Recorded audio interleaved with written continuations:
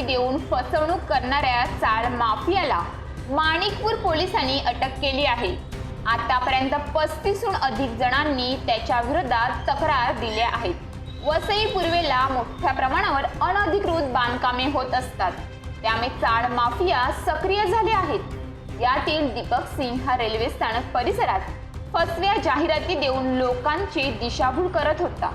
आपली जागा असल्याचे भासून चाळ बांधून देण्याचे आमिष लोकांना देत होता, मात्र त्याच्याकडून पैसे उकळून त्यांची आर्थिक फसवणूक करत होता। या प्रकरणी माणिकपूर पोलीस ठाण्यात तक्रारी दाखल झाल्या होत्या। पोलिसांनी दीपक सिंग याच्या विरोधात फसवणूक आणि महाराष्ट्र ठेकेदारांच्या हितसंबंधाचे संरक्षण अधिनियम अंतर्गत गुन्हे दाखल केले आहेत। सोमवारी दीपक सिंग तसेच त्याच्या 2 साथीदारांना नालासोपारा येथून अटक करण्यात आली। आतापर्यंत 35हून अधिक तक्रारदारांनी त्याच्या विरोधात फसवणूक झाल्याची तक्रार दिली आहे। या परिसरात चाळ माफियांनी जवळपास 33 ते 34 सामान्य नागरिकांची 1,17,00,000ची फसवणूक केल्याचं समोर आलं आहे।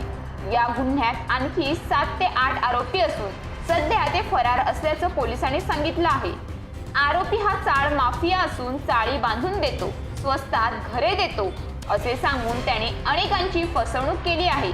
यासाठी दिशाभूल करणाऱ्या खोट्या जाहिराती दिल्या होत्या असे माणिकपूर पोलीस ठाण्याचे वरिष्ठ पोलीस निरीक्षक राजू माने यांनी सांगितले। ज्या कुणाला या आरोपींनी फसवणूक केली